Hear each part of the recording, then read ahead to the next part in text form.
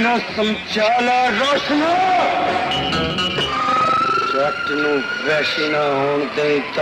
सुल्तान राही film industry के सुल्तान थे। उन्होंने लॉलीवुड में पंजाबी फिल्मी सनत को अरूज बख्शा था। पूरी इंडस्ट्री उनका एहतराम करती थी और उनको बड़ा छोटा आगा जान कहकर मुखातिब करते थे। लेकिन कुछ लोगों ने उनके एहतराम की बजाय उनकी तजलील की। आज की वीडियो में हम आपको बताएंगे कि किन अदाकारों ने सुल्तान राही को थप्पड़ मारे, सुल्तान राही ने उनके साथ क्या सलूक किया, सुल्तान राही को किस बात की वजह से थप्पड़ मारे गए और सुल्तान राही को मारने वाले अदाकारों का क्या इबरतनाक अंजाम हुआ।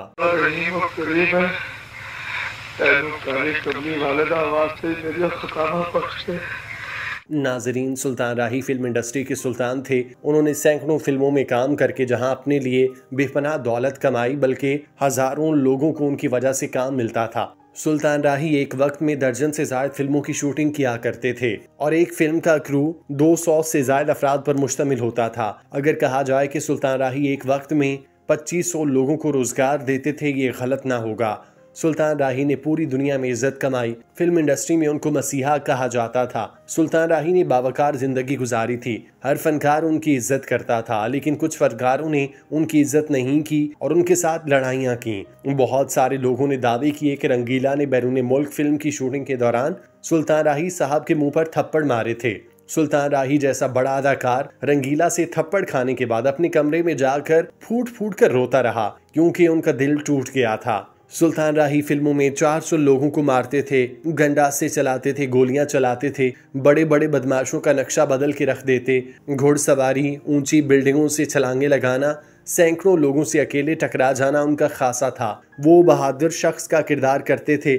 लेकिन जब पाकिस्तानी फिल्मों के मज़ाहिया अदाकार रंगीला हकीकत में उन्हें एक थप्पड़ मार गए और थप्पड़ खाने के बाद उन्होंने रद्द-ए-अमल में रंगीला को कुछ न कहा और कमरे में जाकर लड़कियों की तरह रो पड़े। सुल्तान राही और रंगीला के थप्पड़ की कहानी हिदायतकार यूनुस मलिक की एक फिल्म की शूटिंग की है, जो 1981 में रिलीज हुई थी। नाजरीन, अदाकार रंगीला इस फिल्म की कास्ट नहीं थे, लेकिन वो अपनी किसी और फिल्म के हवाले से उन दिनों बैरून मुल्क में मौजूद थे। सुल्तान राही और अदाकारा आसिया बेगम लंदन में मौजूद थीं। अदाकार रंगीला भी वहां गए क्योंकि उन दिनों आसिया की जुल्फों के असीर थे।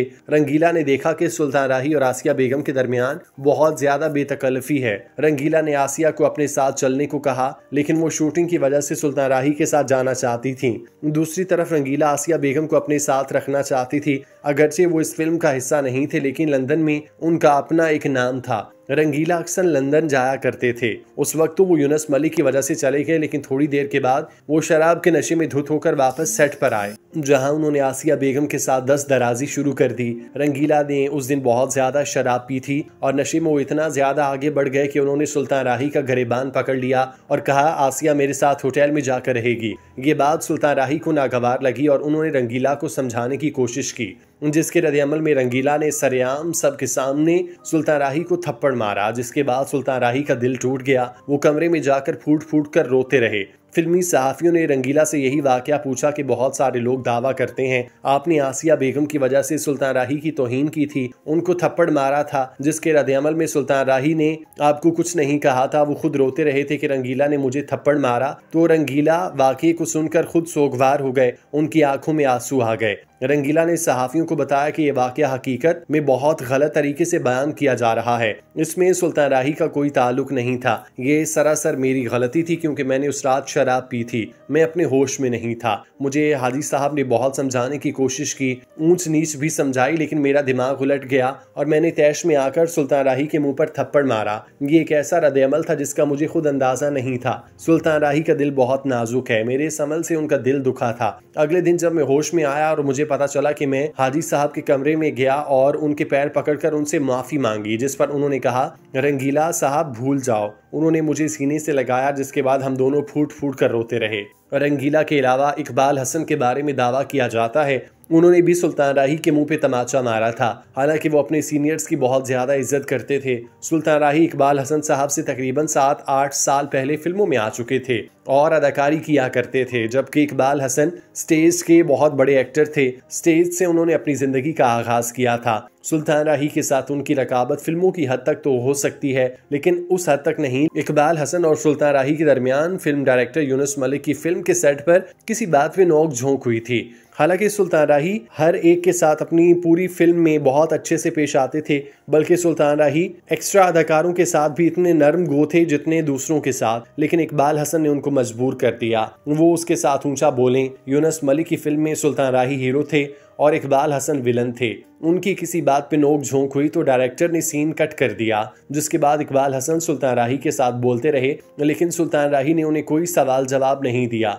फिल्म का सारा क्रू ये मंजर देख रहा था कि एक जूनियर फनकार सुल्तान राही के साथ बदतमीजी कर रहा है और वो आगे से कुछ नहीं बोल रहे। इकबाल हसन ने तैश में आकर सुल्तान राही को थप्पड़ मारा, जिसके जवाब में सुल्तान राही ने खामोशी इख्तियार किए रखी। लेकिन फिल्म डायरेक्टर यूनुस मलिक से ये सब कुछ बर्दाश्त न हुआ। वो अपने घर गए और वहां से पिस्टल उठाकर ले आए। पूरे स्टूडियो में सुल्तान राही को तलाश करने लग गए कि इकबाल हसन किधर है, उसकी जुर्रत कैसे हुई, उसने सुल्तान राही को मारा। फिल्मी सहाफी दावा करते हैं कि इकबाल हसन ने यूनुस मलिक के सामने सुल्तान राही को थप्पड़ मारा, लेकिन उस वक्त सुल्तान राही ने कोई भी एक्शन लेने से मना किया था। लेकिन जैसे ही सुल्तान राही वापस वो पिस्टल उठाकर इकबाल हसन के पीछे हो लिए, लेकिन जब सुल्तान राही को इस बात का पता चला कि यूनुस मलिक इकबाल हसन की तलाश में घूम रहे हैं, तो यूनुस मलिक के पास आए और उन्हें समझाया कि इकबाल हसन उनका बहुत एहतराम करता है। पता नहीं वो किस परेशानी में था जिस वजह से उसने हाथ उठाया। उन्होंने उसे माफ कर दिया क्योंकि वो अपने होश में ऐसा करने के बारे में सोच भी नहीं सकता था। वो किसी मसले में है, लिहाजा आप भी उसको माफ कर दें। जिसके बाद यूनुस मलिक ने उन्हें माफ कर दिया। सुल्तान राही जैसे ज़र्फ वाला कोई आदमी नहीं हो सकता, वो बड़े आदमी थे, बिलाशुबा सुल्तान राही ही थे। हमने दोनों वाक़यात में देखा कि सुल्तान राही ने इन दोनों शख्सियात को माफ़ कर दिया जिन्होंने उनको थप्पड़ मारे थे।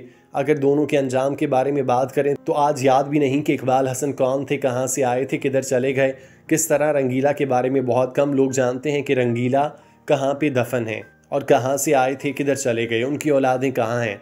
लेकिन सुल्तान राही को आज भी दुनिया याद रखती है। आज भी उनके नाम की बनी हुई फिल्म लाखों करोड़ों का बिजनेस करती है। आज भी लोग उनको हाजी साहब कहकर मुखातिब होते हैं। लाहौर में उनका मज़ार बना है जहाँ पे लोग जाते हैं, फातिह खानी करते हैं, उनकी औलाद को भी जानते हैं, वो भी खुशहाल हैं, अपनी ज़िंदगी में खुश हैं। हैदर सुल्तान जैसा बेटा उनका जो उनके काम और उनके फ़न को आज भी ज़िंदा रखे हुए है। लेकिन इकबाल हसन और रंगीला जिन्होंने सुल्तान राही को थप्पड़ मारा वो गुमनाम हो गए। उनके मरने के बाद कोई उनका नाम लेने वाला नहीं। लेकिन सुल्तान राही के मरने के 3 दिहाइयों बाद लोग उन्हें याद रखे हुए हैं, उनको अच्छे अल्फाज में याद करते हैं। उनका बड़ापन है, यही उनकी खूबी है। उन्होंने अपने मुखालिफिन और जिन लोगों ने उनके साथ बुरा सलूक किया उन्होंने उनके साथ भी अच्छा सलूक किया और उनको माफ़ कर दिया। उनके साथ भी हंसकर पेश आए, बल्कि उनको काम भी दिलवाया और उनके साथ काम भी करते रहे। तेरी बदबख्ती सिर्फ तो जज दा सिर्फ ना सुने, नहीं देखा।